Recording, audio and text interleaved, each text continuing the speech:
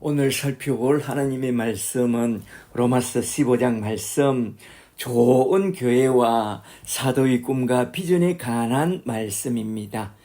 오늘 또 로마서 15장 말씀을 가지고 그 뜻을 풀어나갈 때에 주께서 지혜와 계시의 영을 부어주사 하나님 뜻과 복음 진리를 밝히 깨닫게 되는 귀한 시간이 되기를 간절히 축복합니다. 축복합니다. 아멘. 로마서 15장은 14장을 이어 첫째 대지에 쓴 로마 교회의 문제점에 대한 해결책으로부터 시작하여 거기에 로마서 15장 1절부터 13절에 딱 나오죠. 둘째 대지에 쓴 바울의 꿈과 비전을 나누는 내용이 쭉 나오는데요. 그게 로마서 15장 14절부터 33절에 딱 나오죠. 오늘은 사도께서 써 내려가는 순서를 따라 크게 두 대지로 나누어서 간단히 한번 쭉 살펴보고 딱 마치도록 하겠습니다. 모든 설교 말씀은 예수로 시작해서 예수 십자가를 쭉 이야기하다가 예수님의 이야기로 딱 마쳐야 한다는 것을 염두에 두고 한번 잘 들어보세요. 첫째로 먼저 첫 번째 대지로 넘어가서 로마서 15장 1절부터 13절에 나온 말씀, 믿음이 강한 자가 믿음이 연약한 자를 대하는 태도에 대하여 사도께서 하신 말씀을 한번 쭉 살펴보고자 합니다. 먼저 로마서 15장 1절부터 잘 보세요. 1절에 믿음이 강한 우리는 마땅히 오페 일레마 복음의 빚진 자로서 마땅히 믿음이 약한 자의 약점을 담당하고 그 짐을 지고 자기를 기쁘시게 하지 아니할 것이라. 아멘. 이게 무슨 말씀이냐? 이건 로마 교회의 문제점에 대한 해결책으로 하신 말씀인데요. 그 해결책은 믿음이 강한 자가 마땅히 믿음이 연약한 자의 약점을 담당하는 데 있다고 딱 말씀하고 있습니다. 그렇다면 먼저 믿음이 강한 자는 어떤 사람인지 그것부터 잘 알아야 하겠는데요. 사람들은 대개 믿음이 강한 자란 첫째로 주일 성수 잘하고 둘째로 11조 잘 내고 셋째로 기도도 잘하고 넷째로 교회 봉사도 잘하고 다섯째로 전도까지 잘하는 그런 사람을 믿음이 강한 사람이라고 오해합니다. 그런 것들은 세례 신자가 되었다면 그냥 기본으로 해야 하는 우리 신앙생활의 기본기들입니다. 아시겠어요? 여기서 사도가 말하는 믿음이 강한 사람이란 예수를 믿을 때에 십자가 아래서 제삼을 받고 또한 십자가의 복음과 성령으로 거듭나서 죄와 사망의 권세를 이기고 하나님의 자녀가 되는 권세를 받은 그런 사람을 믿음이 강한 신자라고 말합니다. 예수를 믿기로 작정했다면 복음과 함께 성령으로 거듭난 하나님의 자녀가 되는 권세부터 딱 받아야 합니다. 그리하면 강한 하나님의 자녀가 되어 믿음이 연약한 사람들을 잘 도와서 그들도 바른 믿음 위에 든든히 서도록 도와줄 수 있는 그런 믿음의 사람이 되는데요. 그런 사람을 믿음이 강한 사람이라고 말씀하고 있습니다. 그렇다면 믿음이 연약한 사람은 누구냐? 교회는 잘 다니지만 아직 십자가의 복음과 성령으로 거듭나지 않은 자, 하나님의 자녀가 되는 권세를 딱 받지 않은 그런 자를 믿음이 연약한 자라고 해요. 그런 사람은 믿음이 앞선 자와 믿음이 강한 자의 도움을 받아서 믿음 위에 굳게 서야 합니다. 바로 이런 점에서 사도는 믿음이 강한 우리는 마땅히 믿음이 연약한 자의 약점을 담당해야 한다고 말씀하고 있는데요. 여기서 중요한 단어는 연약한 자의 약점을 담당하다라는 이 말씀입니다. 이 말씀은 이사야서 53장 6절에서 한번 딱 나온 그런 단어인데요. 이사야서 53장 6절 말씀은 제가 가장 좋아하는 말씀인데요. 잠시 이사야서 53장 6절을 한번 좀 보세요. 이사야서 53장 6절에 우리는 다 양 같아서 걸어 행하여 각기 제 길로 갔거늘 여호와께서는 우리 무리의 모든 죄악을 그에게 담당시키셨도다. 그렇다면 그는 우리 모든 죄악을 어떻게 담당했느냐? 이사야서 53장 4절에서 이렇게 딱 말씀하고 있죠. 이사야서 53장 4절에 그는 실로 우리의 질고를 지고 우리의 슬픔을 담당하였거늘 우리는 생각하기를 그는 징벌을 받아 하나님께 맞으며 고난을 당한다 하였노라. 그가 찔림은 우리의 허물을 인하며 그가 상함은 우리의 죄악 때문이라. 그가 징계를 받음으로 우리는 평안을 누리고 그가 채찍에 맞음으로 우리는 나음을 얻었도다. 아멘.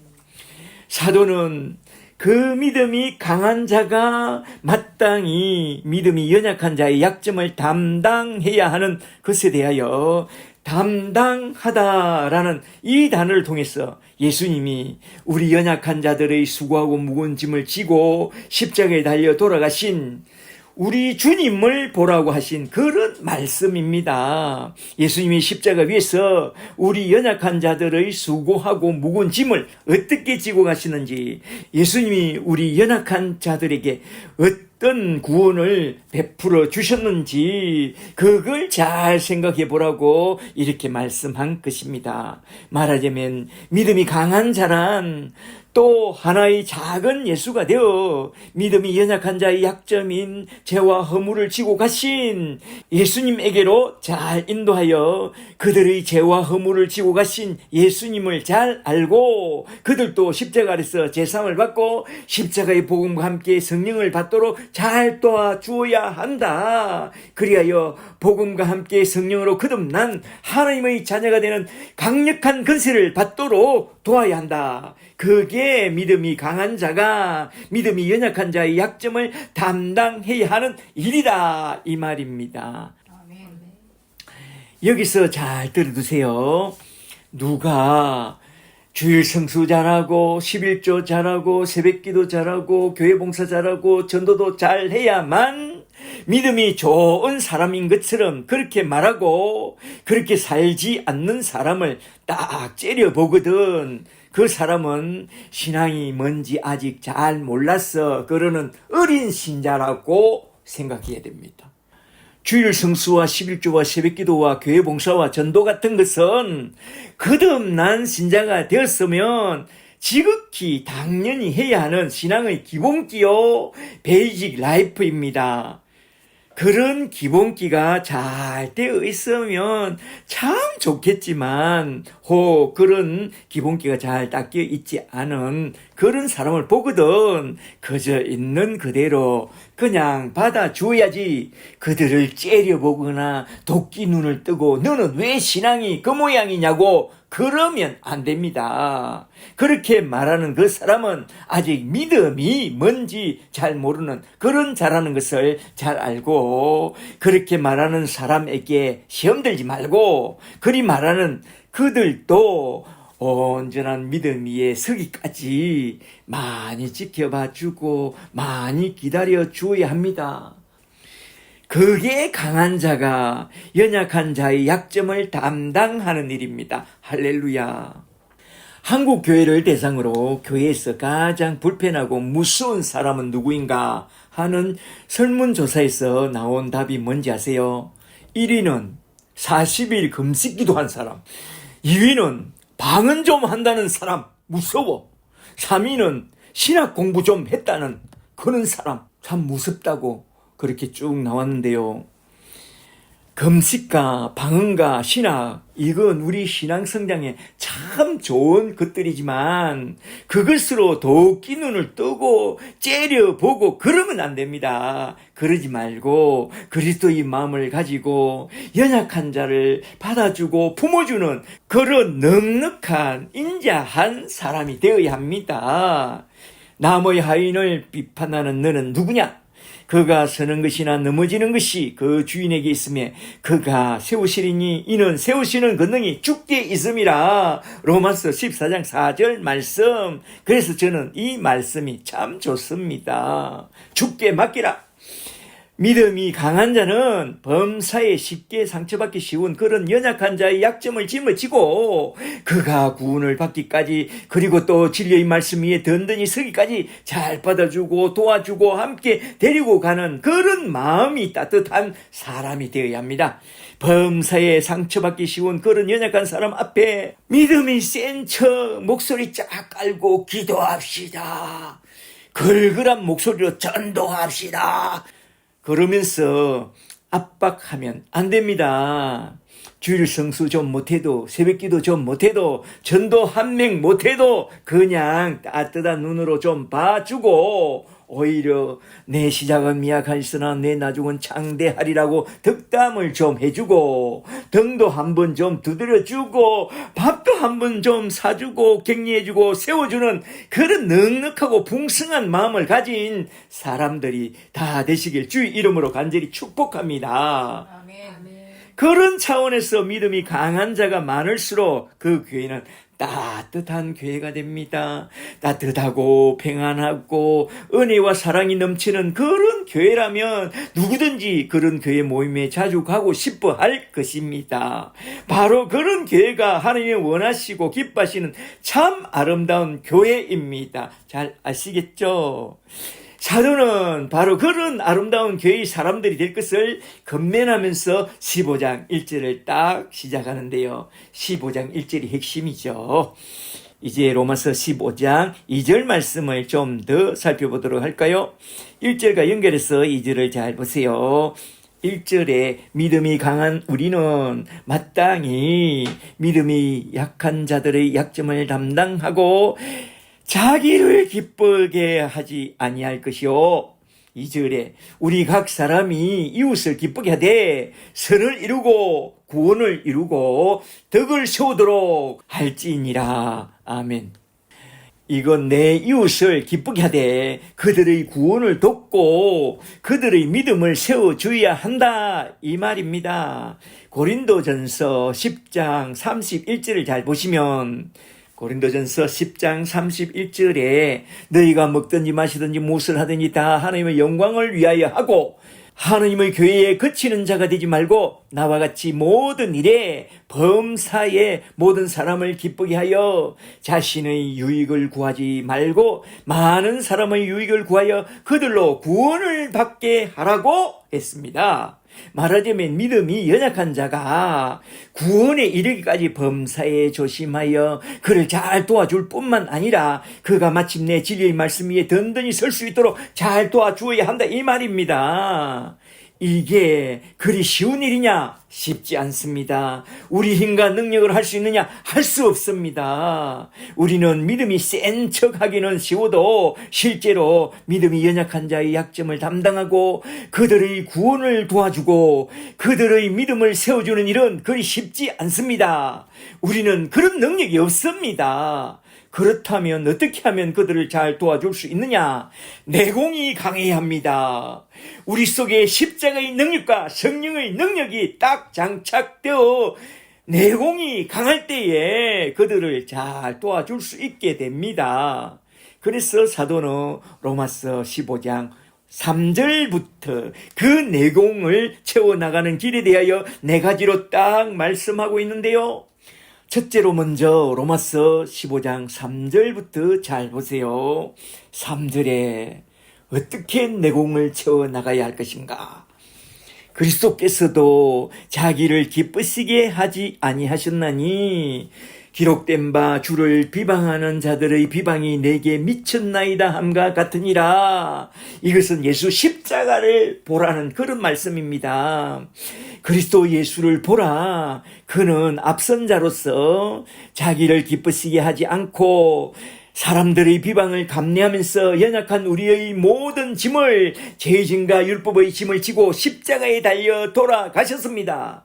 이는 첫째로 우리 구원을 위하며, 둘째로 우리가 주님을 본받아 살아갈 수 있는 그런 힘과 능력을 부어주기 위하여 십자가에 돌아가신 것입니다. 사도는 말합니다. 우리가 예수님의 은혜로 강력한 구원을 받고 그 강력한 구원을 나누어주고 싶은 그런 내공이 우리 속에서 강력하게 일어나게 된다면 우리도 주님을 본받아 어떤 비방도 감내하고 믿음이 연약한 자들을 잘 도와줄 수 있고 그들을 믿음이 강한 자로 세워줄 수 있다는 것입니다. 십자가의 능력이 우리 속에 들어오고 성령의 능력이 우리 속에 들어오고 우리 속에 다른 사람을 돕고 싶은 그런 강한 내공이 장착되면 나를 기쁘게 하는 그런 삶이 아니라 내 이웃을 기쁘게 하고 그들도 구원의 나라로 인도할 뿐만 아니라 진리의 말씀 위에 든든히 세워주는 그런 강력한 믿음의 사람이 된다는 것입니다.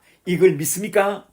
이걸 믿는다면 예수 십자가 앞에 나아가서 먼저 예수 십자가의 은혜부터 받고 성령의 능력까지 딱 받아야 합니다. 아시겠어요? 먼저 성령의 능력부터 받으라. 십자가의 은총부터 받으라. 할렐루야. 그리고 둘째로 15장 4절 말씀을 좀 더 보세요. 이 말씀이 참 유명한 말씀인데요. 잘 보세요.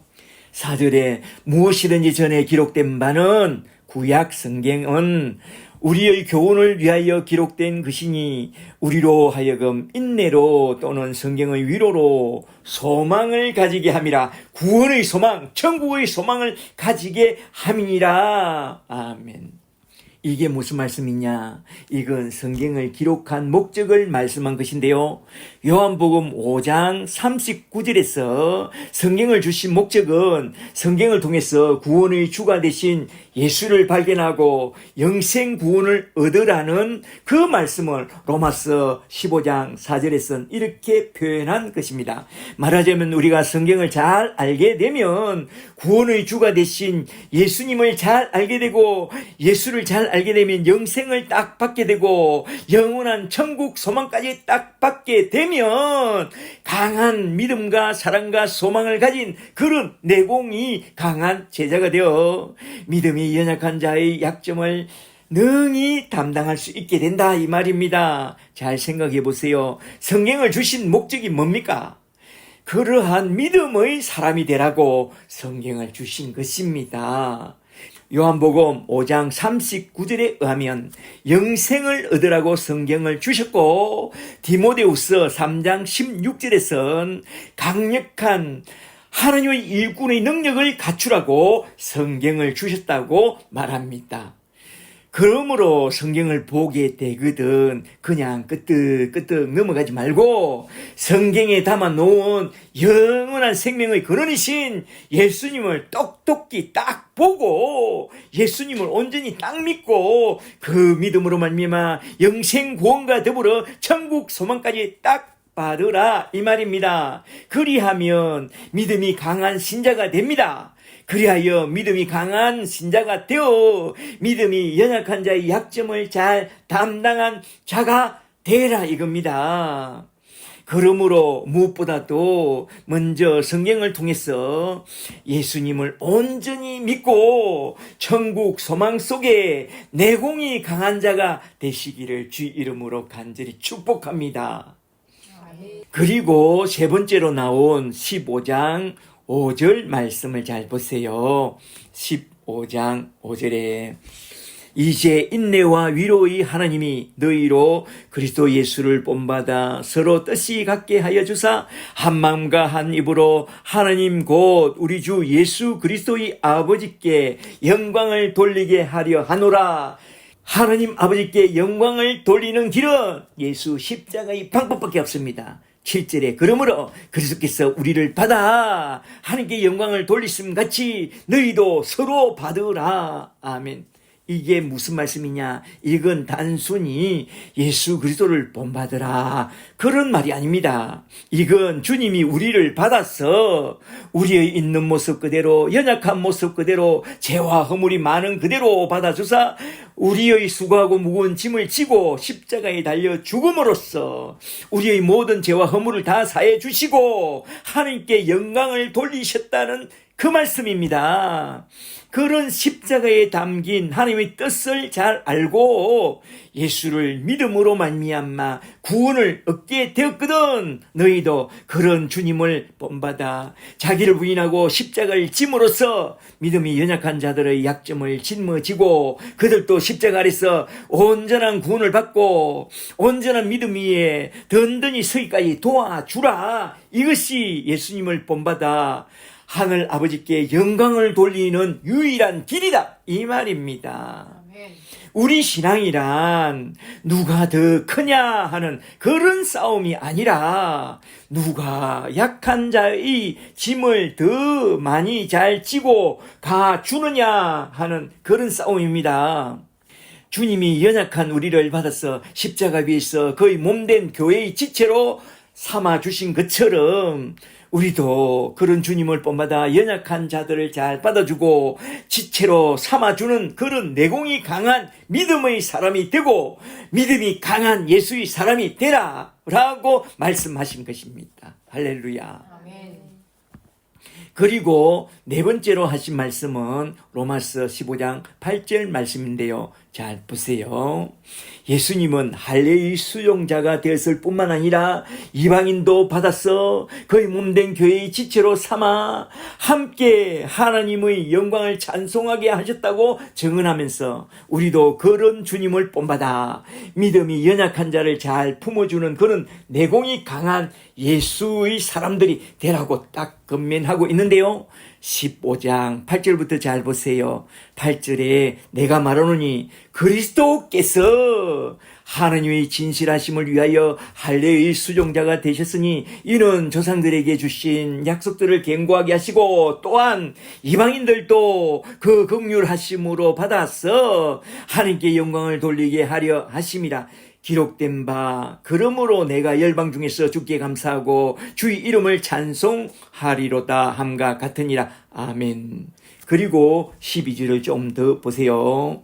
12절에 또 이사야가 이르되 이새의 뿌리 곧 열방을 다스리기 위하여 일어나시는 이가 있으리니 메시아가 있으리니 열방이 그에게 소망을 두리라 하셨으니 소망의 하나님이 모든 기쁨과 평강을 믿음 안에서 너에게 충만하게 하사 성령의 능력으로 너에게 소망이 넘치게 하시기를 원하노라. 아멘. 그러므로 로마 교회여 너희도 유대인이나 이방인이나 가리지 말고 서로 다 받아서 소망의 하나님 앞에 함께 다 나와서 그 은혜의 영광을 찬송하는 그런 강한 믿음의 자리로 나아가는 자들이 되어야 한다 이 말입니다. 그렇게 하는 그게 건강한 교회의 신자들의 모습이요 건강한 신앙 자세이다 이 말입니다. 할렐루야. 네. 이렇게 첫째 대지에서 사도가 하고 싶은 말씀이 뭐냐? 믿음이 연약한 자들의 수고하고 무거운 짐을 함께 지고 가려면 먼저 믿음이 강한 자가 되어야 한다. 어떻게 하면 믿음의 강한 자가 되느냐? 예수님을 잘 보고 예수를 잘 믿고 십자가의 능력과 성령의 능력을 딱 받으면 된다고 하면서 대략 내 차원에서 주님을 보여준 후에 믿음의 주여 우리를 온전케 하시는 주 예수 그리스도를 바라보고 살라고 건면한 후에 그 다음 대지로 딱 넘어가고 있습니다.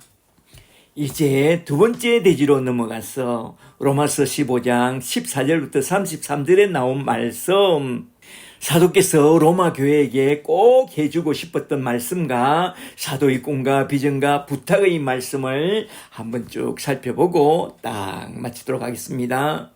사도는 첫 번째 대지에서 먼저 믿음이 강한 자가 감당해야 할 책임을 논한 후에 둘째 대지로 쭉 넘어왔어. 이제 로마 교회에 당부하고 싶은 말씀과 자신의 꿈과 비전을 전하면서 마지막으로 기도까지 부탁하고 15장을 딱 마치는데요.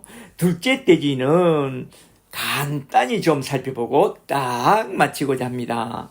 먼저 15장 14절부터 잘 보세요. 14절에 내 형제들아, 로마 교회에 있는 내 형제들아 하면서 시작하여 너희가 첫째로 스스로 선함이 가득하고 복음이 가득하고 둘째로 지식이 찼어 셋째로 능히 서로 근하는 자임을 나도 확신하노라. 아멘.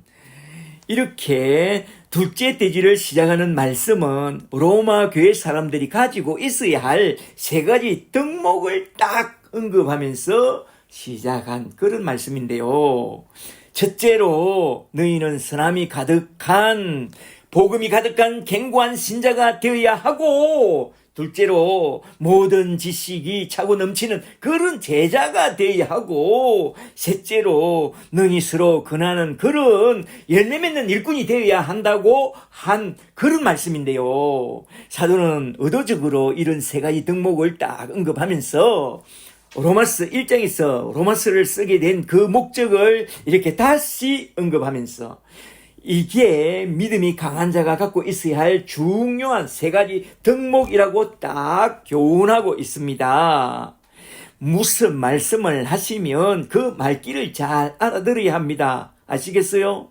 이러한 세 가지 중요한 덕목을 딱 장착한 믿음이 강한 사람이 되어 믿음이 연약한 자의 약점을 잘 담당하고 그들을 잘 품고 가야 한다 이 말입니다. 그런 후에 15절로 딱 넘어가서 로마서를 쓰게 된 그 이유를 말하는데요. 15절부터 잘 보세요. 15절에 그러나 내가 너희로 다시 생각나게 하려고 말하자면 로마서를 쓰게 된 세 가지 목적이 생각나게 하려고 하나님께서 내게 주신 은혜로 밑줄 자 하나님께서 내게 주신 은혜로 말미암아 더욱 담대히 대략 너희에게 썼노니 16절에 이 은혜는 곧 나로 이방인을 위하여 그리스도 예수의 일꾼이 되어 하나님의 복음의 제사장 직분을 하게 하사 이방인을 제물로 드리는 것이 성령 안에서 거룩하게 되어 받으실 만하게 하려 하심이라. 아멘. 16절 말씀이 참으로 중요합니다. 16절을 잘 기억해 두세요. 16절이 후반부 내용의 핵심 구절입니다. 사도는 언제나 늘 그랬듯이 복음과 은혜라는 말만 나오면 그냥 흥분하여 이 은혜는 하면서 쭉 써 내려가는데요. 15절에서 하나님이 내게 주신 그 은혜를 나누고 싶다고 하면서 시작하는데요.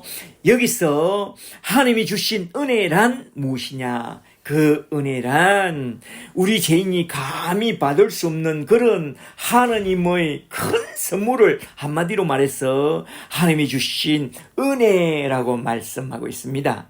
그렇다면 바울이 받은 큰 은혜란 무엇이냐? 첫째로 죄인 중에 개수인 내게 내려주신 구원의 큰 선물입니다. 로마서 3장 24절에 나온 말씀대로 그리스도 예수 안에 있는 구속으로 말미암아 하나님의 은혜로 값없이 의롭다 하심을 얻게 된 그 구원의 선물이 첫 번째 은혜요. 로마서 5장 2절로 넘어가서 보면 예수로 말미암아 우리가 믿음으로 서 있는 이 은혜에 들어감을 얻게 된 그것이 곧 첫 번째 은혜라는 것입니다. 할렐루야. 둘째로 그가 받은 두 번째 은혜는 콜링, 부르심의 사명입니다. 사명, 미션이죠. 오늘 본문 말씀 로마서 15장 16절에서 말씀한 이 은혜가 바로 그가 받은 두 번째 은혜라는 거요. 16절에 이 은혜는 곧 나로 이방인을 위하여 첫째로 성자 그리스도 예수의 일꾼이 되어 둘째로 성부 하나님의 복음의 제사장 직분을 하게 하사 셋째로 성령 안에서 거룩하게 하는 그 사역이 바울이 받은 두 번째 큰 은혜라고 말씀하고 있습니다. 여기에 나온 16절을 잘 보세요. 성부와 성자와 성령 삼위일체 하나님의 이름을 쭉 거론하면서 삼위의 하나님이 바울을 친히 불러서 부르심의 사명을 주셨다고 말하고 있는데요. 여기에 바울에게 주신 사명과 연결하여 나온 일꾼과 직분이라는 이 단어를 영어 성경에 보면 미니스터, 대사라고 번역하고 있는데요. 바울은 삼위일체 하나님의 대사로 사도로 부르심의 사명을 딱 받은 그게 가장 큰 은혜였다고 그렇게 말씀하고 있습니다. 이렇게 삼위일체 하나님으로부터 받은 그 큰 은혜가 우리 속에 들어와 있다면 우리는 능히 강한 믿음의 사람이 되고 능히 믿음이 연약한 자들을 받아주고 그들을 믿음 위에 굳게 세워주는 그런 믿음의 사람이 될 수밖에 없다는 것입니다. 사도는 이걸 말해주려고 그의 직분을 거론한 그 순간 그의 간증이 줄줄이 쭉 쏟아져 나오는데요. 잘 보세요. 첫째로 17절에서 그러므로 하면서 그의 간증이 딱 시작되죠. 15장 17절부터 잘 보세요. 17절에 그러므로 내가 그리스도 예수 안에서 하나님의 일에 대하여 내가 받은 직분에 대하여 자랑할 것이 있으니 그리스도께서 이방인들을 순종케 하기 위하여 나를 통하여 역사하신 것 외에는 내가 감히 말하지 아니하노라. 다른 자랑을 할 수 없고 오직 이방인들을 그리스도께 인도한 이것만 내가 자랑하노라. 그 일은 말과 행위로 또 표적과 기사의 능력과 성령의 능력으로 이루어졌으며 그리하여 내가 예루살렘으로부터 두루 행하여 일루리공까지 그리스도의 복음을 편만하게 전하였노라. 아멘. 이 정도면 자랑할 만하죠? 여기에 나온 일루리고는 마케도니아의 서북부인 크로아티아와 달마티아 지역을 말하는데요. 이곳은 바울이 제3차 선교 여행 당시에 마게도니아를 쭉 가로질러 저 일루리곤과 달마티아까지 두루 다니며 전도한 후에 겨울이 가까이 왔을 때에 그리스 최남단 고린도로 내려와서 제3차 선교여행을 딱 마치면서 로마서를 썼다는 것입니다. 말하자면 바울 일행의 선교 전략을 따라 거점 도시를 중심으로 하여 예루살렘으로부터 시작하여 마게도니아의 서북부 일루리온까지 주의 복음을 두루 편만하게 전했다는 것입니다. 그리고 거점 도시를 중심으로 하여 복음을 전하고 복음을 받은 자들 중에 충성된 자들을 장로로 잘 세워놓고 또 다른 거점 도시로 넘어가는 그런 선교 방식으로 두루두루 복음을 편만하게 전했다는 것입니다. 할렐루야. 그리고 두 번째 그의 간증은 20절에서 또 하면서 쭉 나오는데요. 15장 20절부터 잘 보세요. 20절에 또 내가 그리스도의 이름을 부르는 곳에는 복음을 전하지 않기로 힘썼노니 이는 남의 터 위에 건축하지 아니하려 함이라. 기록된 바 주의 소식을 받지 못한 자들이 받을 것이요 듣지 못한 자들이 들을 것이라 함과 같으니라. 이 말씀이 참 유명하죠. 그렇다면 바울은 왜 로마서를 썼죠? 로마 교회 사람들은 이미 그리스도의 이름을 부르고 있었는데 남의 터 위에 복음을 전하지 않겠다고 해놓고 왜 로마서를 쓴 거죠? 남의 터 위에 복음을 전하지 않으려고 남의 터 위를 가만히 살펴보니 복음의 터가 구축된 곳이 거의 없더라 이거요. 그래서 로마서를 쓴 것입니다.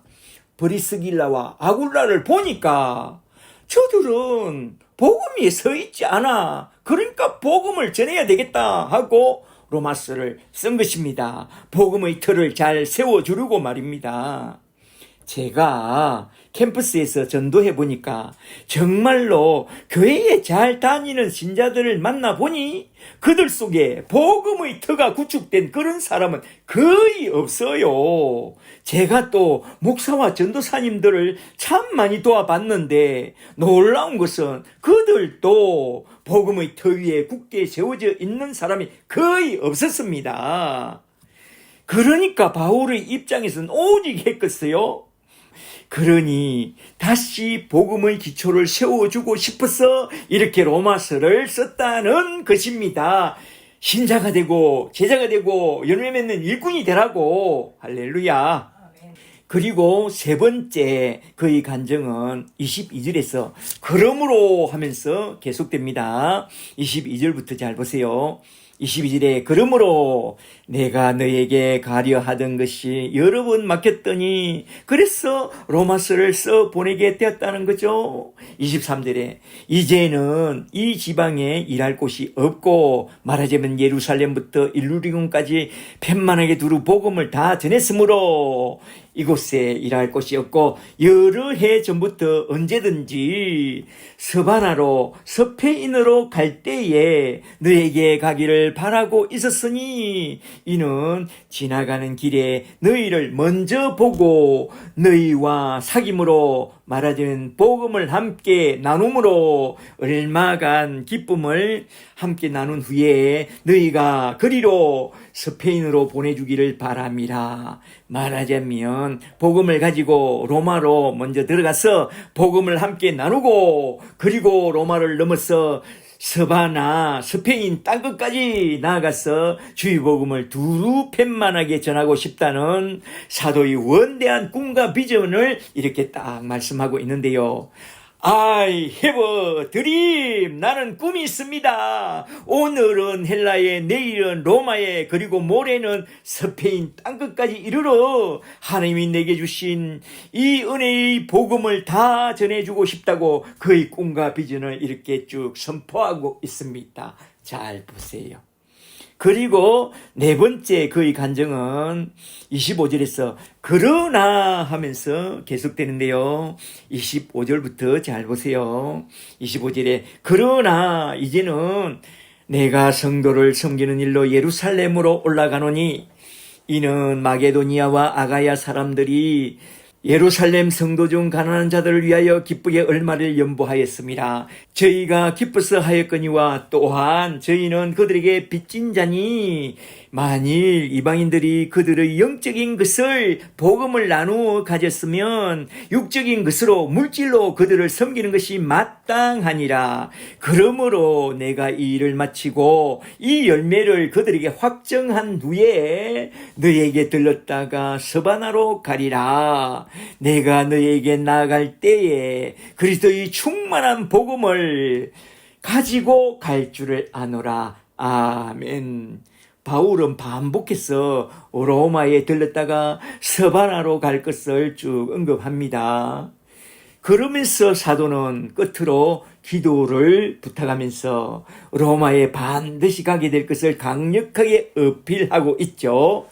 15장 30절부터 잘 보세요. 30절에 형제들아 내가 우리 주 예수 그리스도와 성령의 사랑으로 말미암아 너희에게 권하노니 너희 기도에 나와 힘을 같이 하여 나를 위하여 하나님께 빌어 첫째로 나로 유대에서 순종하지 아니하는 자들로부터 건짐을 받게 하고 둘째로 또 예루살렘에 대하여 내가 섬기는 일을 성도들이 받을 만하게 하고 셋째로 나로 하나님의 뜻을 따라 기쁨으로 너희에게 나아가 너희와 함께 편히 쉬게 하라. 평강의 하나님께서 너희 모든 사람과 함께 계실지어다. 아멘. 하면서 로마서 15장은 딱 끝이 나는데요. 잘 보세요. 로마서 15장 후반부에 나온 말씀을 가만히 쭉 살펴보면 반복해서 한 말씀이 하나 있죠. 내가 너희에게 가고 싶다. 너희에게 나아갈 때는 그리스도의 충만한 복음을 가지고 갈 것이다. 그리고 너희에게 들렸다가 서바나 땅끝까지 나아갈 것이다. 이게 거의 5번이나 반복해서 나오는데요. 이렇게 반복하고 있는 사도의 마음은 하나님이 주신 이 은혜를 땅끝까지 가서 전해주고 싶다. 하나님이 내게 주신 이 은혜를 땅끝까지 전해주고 싶다는 그게 바로 두 번째 대지의 핵심 말씀이라는 것입니다. 할렐루야. 그래서 저는 여기서 로마서 15장 15절과 16절에 나온 말씀, 하나님이 주신 이 은혜에 대하여 한번 좀 생각해보고 딱 마치고자 합니다. 15장 15절 16절이 후반절의 핵심 요절입니다. 먼저 15장 15절 말씀을 한번 잘 보세요. 15절에 그러나 내가 너희로 다시 생각나게 하려고 하나님이 내게 주신 은혜로 말미암아 밑줄 짝 하나님이 내게 주신 은혜로 말미암아 담대히 대략 너희에게 썼노니 16절에 이 은혜는 곧 나로 이방인을 위하여 그리스도 예수의 일꾼이 되어 하나님의 복음의 제사장의 직분을 하게 하사 이방인을 제물로 드리는 것이 성령 안에서 거룩하게 되어 받으실 만하게 하려 하심이라. 아멘. 여기서 잘 보시면 하나님이 내게 주신 이 은혜를 나누고 싶어서 로마서를 썼다고 그렇게 말씀하고 있습니다. 그렇다면 바울이 받은 은혜란 무엇이냐? 첫째로 죄인 중에 개수인 그에게 내려주신 구원의 큰 선물이 그가 받은 첫 번째 은혜라고 말합니다. 바울은 종종 말합니다. 어느 날 갑자기 다메섹 도상에서 홀련히 우리 주님이 빛 가운데 나타나사 나를 구원의 나라로 불러주시고 또 그의 사자를 보내주사 십자가의 복음을 들려주시고 복음과 함께 성령을 부어주사 거듭나게 해주시고 내 눈을 가리고 있던 비늘 같은 게 벗겨지면서 내가 새로운 피조물로 딱 거듭나면서 내 가슴에 벅차오르는 구원의 은총을 누리게 해주신 그것이 바울이 받은 첫 번째 큰 은혜였다고 말합니다. 그리고 두 번째로 그가 받은 은혜는 콜링, 부르심의 사명, 미션 사명이었다고 말씀합니다. 그게 바로 로마서 15장 16절에서 말씀한 이 은혜가 그가 받은 두 번째 큰 은혜였다는 것입니다. 16절에 이 은혜는 하면서 바울은 삼일째 하나님의 이름을 거론하면서 그가 받은 은혜를 세 차원에서 딱 말하고 있는데요. 첫째는 성자 그리스도 예수의 일꾼이 된 것과 둘째는 성부 하나님의 복음의 제사장 직분을 받은 것과 셋째는 성령 안에서 거룩하게 하는 사명까지 받게 되었다는 것입니다. 여기에 나온 예수의 일꾼이라는 단어와 제사장의 직분이라는 단어가 영어 성경에는 특별히 킹 제임스 버전을 보면 미니스터, 하나님의 대사로 딱 번역하고 있는데요. 바울은 성삼위 하나님의 대사요 사도로 부르심의 사명을 받은 그것이 그가 두 번째로 받은 큰 은혜였다고 그렇게 말씀하고 있습니다. 만유의 주, 천지 만물을 창조하시고 우주 만물을 주관하시고 인간의 생사복을 주관하시는 성삼위일체 하나님으로부터 내가 받은 그 큰 은혜를 너희도 한번 좀 생각해 보라 이 말입니다. 하나님으로부터 내가 받은 두 가지 은혜, 첫째는 구원의 은혜요, 둘째는 부르심의 사명을 받은 이 은혜를 생각하기만 하면 나는 자다가도 벌떡 일어나 우리 주님이 주신 이 은혜가 너무나도 감사해서 어제도 오늘도 십자가 앞에 무릎 꿇고 주신 이 은혜에 감사하게 된다는 것입니다. 오 주여, 어찌하여 나 같은 이 죄인의 개수에게 이런 놀라운 구원의 큰 은총을 베풀어 주시고, 게다가 예수 그리스도의 일꾼이요 하나님의 복음의 제사장이요 성령 안에서 이 영광스러운 사명을 맡겨 주셨는지요. 생각만 해도 그냥 콧날이 시큰해지고 눈물이 두 뺨을 타고 흘러내립니다. 바울은 평생에 이 감사와 이 감격 속에 너무나도 행복했습니다. 이 은혜의 복음을 전하다가 그냥 매를 맞아도 좋았습니다. 옥에 갇혀도 좋았습니다. 좀 굶어도 좋았습니다. 순교를 당해도 괜찮다고 했습니다. 주의 부르심의 사명에 대한 감격이 있었기 때문에 그 모든 것을 기쁨으로 다 감내하고 우리 주님께서 내게 주신 이 은혜를 땅끝까지 전파하고 싶다고 말씀하고 있습니다. 디모데전서 1장 12절에 나온 바울의 고백을 좀 보세요. 디모데전서 1장 12절에 나를 능하게 하신 그리스도 예수 우리 주께 내가 감사함은 나를 충성되게 여겨 내게 이 직분을 맡기심이니 주여 감사하나이다. 내가 전에는 비방자요 박해자요 포행자였으나 도리어 긍휼을 입은 것은 내가 믿지 아니할 때에 알지 못하고 행하였습니다.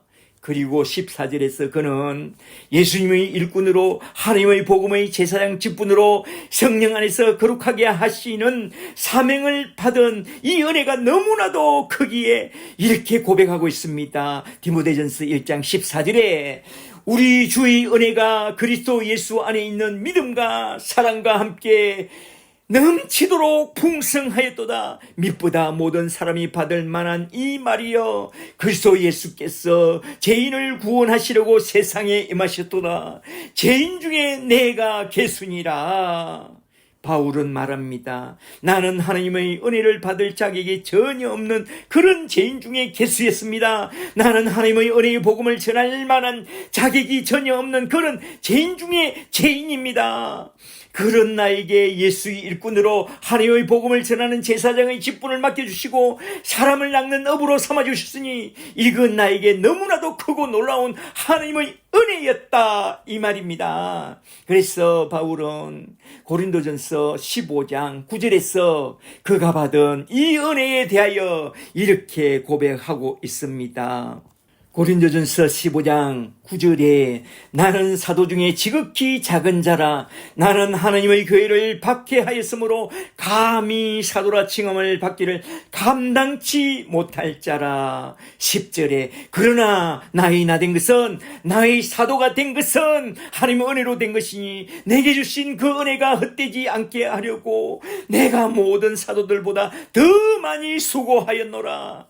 그가 받은 은혜가 조금이라도 헛되지 않게 하려고 진실로 다른 사도들보다 값으로 더 열심히 수고했다고 말씀하고 있습니다. 내게 부탁하신 일 천사도 흠모하겠네. 화목해 하라신 구주의 말씀을 온 세상 널리 전하리라. 아멘. 창세로부터 계시록까지 성삼위 하나님이 우리에게 계시하신 하나님의 큰 뜻이 무엇입니까? 내가 내 영광을 위하여 창조한 자들을 오게 하여 내 이름을 찬송하게 하려 함이라고 했습니다. 이사야서 43장 7절과 20절에서 그리고 예수님이 우리를 왜 부르셨습니까? 사람을 낚는 구원의 어부가 되게 하려고 부르셨다고 했습니다. 성령을 우리에게 왜 보내주셨습니까? 성령에 이끌려 땅끝까지 이르러 예수의 정인이 되라고, 그리하여 하나님의 선하시고 기뻐하시고 온전한 뜻을 이루라고 성령을 보내주셨다고 했습니다. 그리하여 우리는 하나님의 복음의 제사장으로 예수 그리스도의 일꾼으로 성령 안에서 땅끝까지 이르러 모든 족속에게 복음을 전파하여 제사 삼는 예수의 정인으로 불러주셨다는 것입니다. 우리는 하나님 나라의 백성으로 콜링을 받았고 하나님 나라 일꾼으로 미션을 사명을 받았습니다. 이 세상에서 가장 존귀하고 가치 있고 영광스러운 일꾼으로 부르심의 사명을 받았다 이 말입니다. 할렐루야.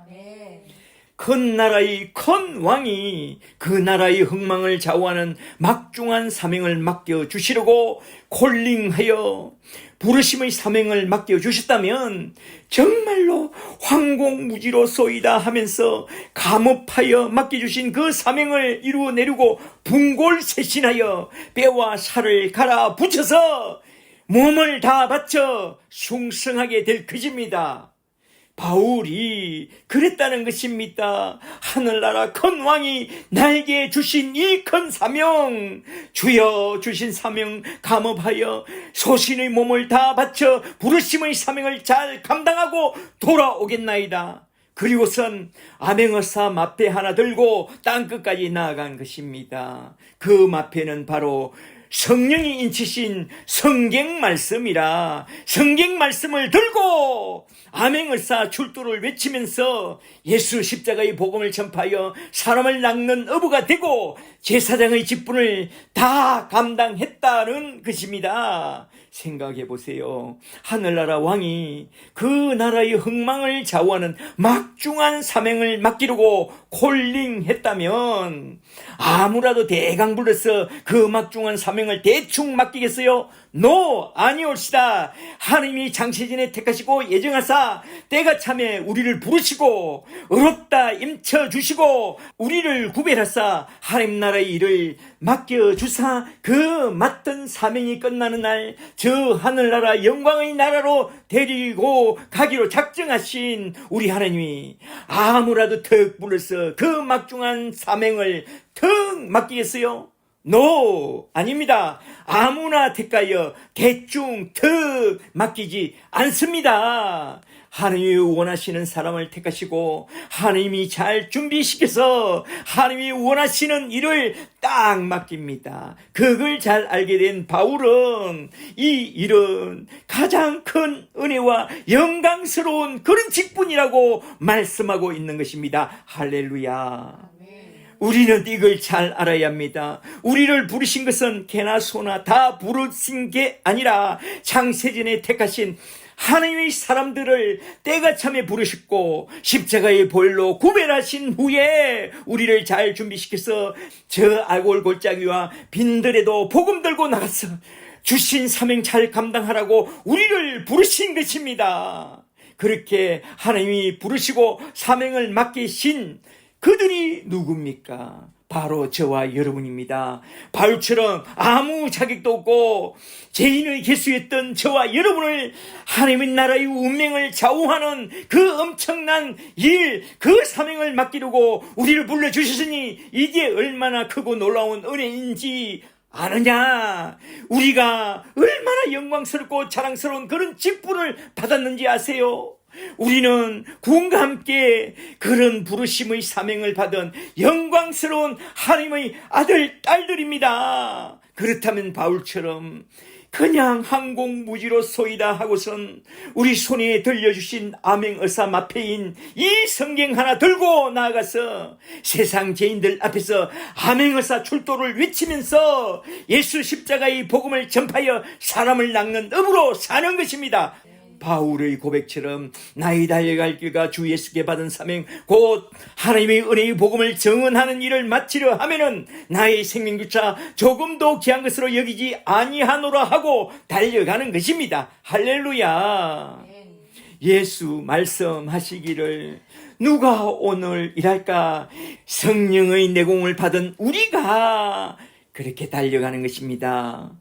예수 말씀하시기를 누가 오늘 일할까? 곡식 익어 거둘 때니 누가 추수하리요?